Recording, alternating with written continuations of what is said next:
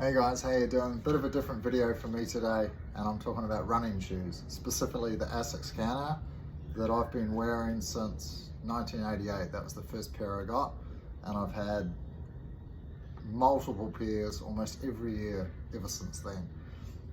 My very first paycheck coming out of high school, I spent on a pair of ASICS Kayano, and I've never looked back. I've got super dodgy ankles, I've got perfectly flat feet, all sorts of knee issues, and these shoes allow me to run. Anyway, so these are the ASICS Kayano 29s, and I've had maybe 4 pairs of these, exactly the same, and I absolutely love them.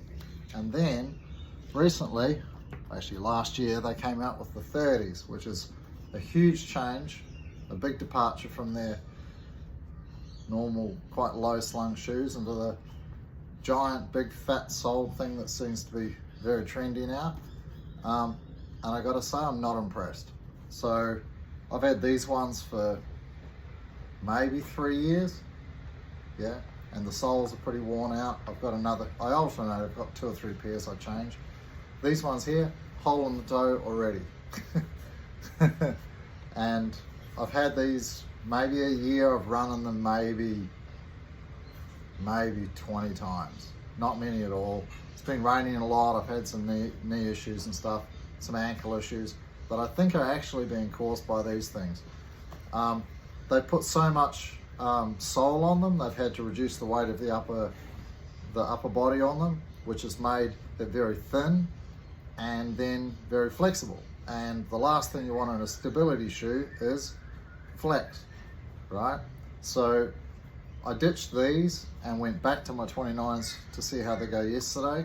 No ankle issues. Yeah, the cushioning's not as dramatic as these, but the good thing was that it forces your legs to do a lot more of the work, which maybe if you're a marathon runner you don't want, but it was noticeable immediately when I went running in my 29s yesterday that I just sat a little bit lower, my legs a little bit more bent, and but the security that comes from the 29s is unmatched. They wrap around your feet, they're nice and firm without being tight, and you know, like you can jump from rock to rock to rock, or hop over roots and jump off roots and stuff like that. I trail run all the time, so like that's really important.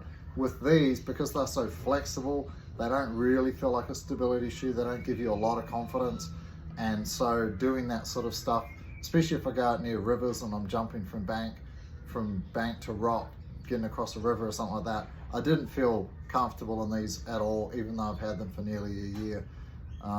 So I'm going back to the 29s. My new 29s are arriving today, and yeah, very excited to have them. And they're getting rarer and rarer now, I expect, and because the price is staying the same. So they're years old, but the price remains high, and a lot of people are after the 29s. I'm sure they've gone to the 30s and hated them, and then gone back to the 29s. There is a 31 that's out now. I haven't tried that yet. I was reluctant to after my disastrous experience with the 30. I've gone back to the 29s out of security, and then I'll maybe try a pair of 31s while I have my 29s. Yeah, these old shoes, incredible. So for those of you out there with flat feet, dodgy knees, sketchy ankles, and maybe you're old like me, then the ASICS Kayano 29s are a killer shoe, and yeah, I just love them. I've been in them forever.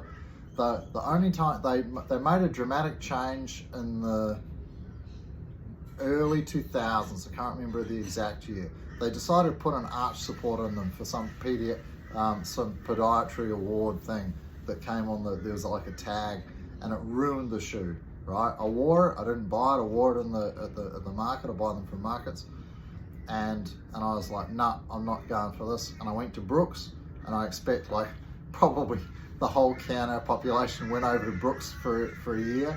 ASICS realized what they did, and then they course corrected by taking the arch support back out of them again, and then everybody went back to ASICS for like another 10 or 15 years, and now they've made these monstrosities trying to be trendy and cool like Hoka and a lot of the other brands that have that are specialists in making those kind of shoes, and I'm sure there's like millions of Kayano runners around the world who have just gone, nah, I don't want that. Some will like it for sure, but given that it's a stability shoe and its primary purpose is to hold your foot still and stable, because you've got sketchy ankles, because you've got overpronating feet and stuff like this, then I think they missed the target big time.